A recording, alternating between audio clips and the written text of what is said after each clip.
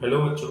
आज हम फिर से कक्षा 8 की अंग्रेजी के चैप्टर नंबर 10 के बारे में बात करने वाले हैं। चैप्टर का नाम है बच्चों द बैलून मैन।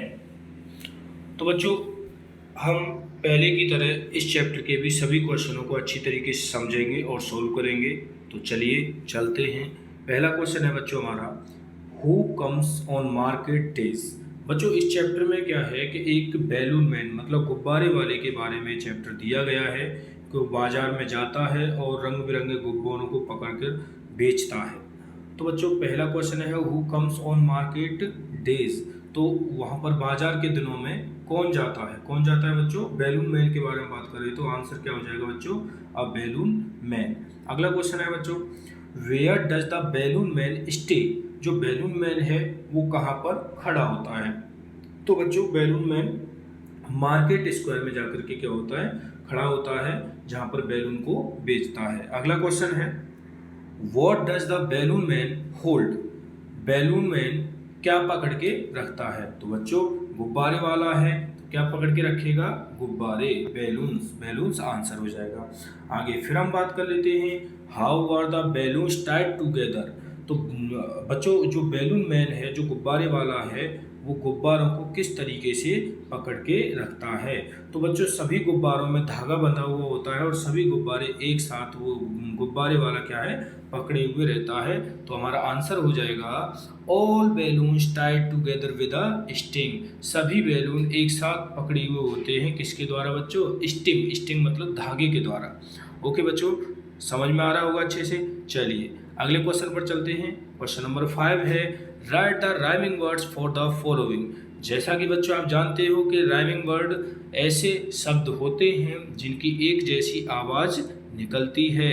तो यहाँ पर सनी, बच्चों सब पहला शब्द है सनी और सनी के जैसा वर्ड क्या हो जाएगा? Funny. Sunny funny, Sunny funny. इसी प्रकार टग, और टग के जैसा क्या हो जाएगा बच्चों? हग। तो हमारा आंसर क्या हो जाएगा बच्चों? Funny and hug. चलिए बच्चों आगे चलते हैं। क्वेश्चन नंबर 6 है बच्चों, what is the group of balloons called. Balloon के ग्रुप को क्या कहेंगे? तो बच्चों, यहाँ पर बैलून के ग्रुप को अब बंच कहेंगे। तो यहाँ पर आंसर क्या लिख देंगे बच्चों? यहाँ पर अ लवली बंच। चलिए बच्चों, क्वेश्चन नंबर 7 पर हम बात कर लेते हैं। क्वेश्चन नंबर 7 है, right the names of colours used in the poem. बच्चों, जब आपने पोएम पढ़ी थी तो उसमें कई कलर लिखे गए थे कि गुब्बारे वाले के पास कई तरह के क्या थे? गुब्बारे, जैसे कि red, purple, blue and green. तो बच्चों, हमारा आंसर भी क्या हो जाएगा? यही हो जाएगा। चलिए आगे चल लेते हैं। चलिए क्वेश्चन नंबर 8 है बच्चों, what is the thing which the balloon man never seems to think. तो बच्चों, इसमें ऐसी कौन सी थिंग थी जिसके बारे में बैलून मैन सोचता भी नहीं था? तो वो थी बच्चों, balloon man never seems to think of lunch. Balloon man जो गुब्बारे वाला था वो लंच के बारे में भी नहीं सोचता था। चलिए बच्चों, अगला क्वेश्चन है हमारा, on which day the balloons tug and tug like anything. On which day the balloons tug and tug like anything. तो बच्चों, इसका आंसर हो जाएगा, if there is a wind at all they tug and tug like anything. तो बच्चों, इस question में बात की गई है कि जो गुब्बारे थे वो मतलब हिलते हुए, उड़ते हुए, एक दूसरे से टकराते हुए कब दिखाई देते थे? तो बच्चों, सिंपल सी बात है कि जब हवा चलेगी। It means there is a wind at all they tug and like anything. चलिए बच्चों, अगले क्वेश्चन पर बात कर लेते हैं। बच्चों, अगला क्वेश्चन है हमारा, make a sentence using the word bunch. Bunch word को यूज करके हमें एक क्या बनाना है बच्चों? सेंटेंस बनाना है। तो हमारा आंसर होगा बच्चों, the teachers were a great bunch. The teachers were a great bunch. अगले क्वेश्चन पर बात कर लेते हैं। देखिए, right 5 sentences about the balloon man. Balloon man के बारे में हमें क्या करना है बच्चों? 5 वाक्य लिखने हैं।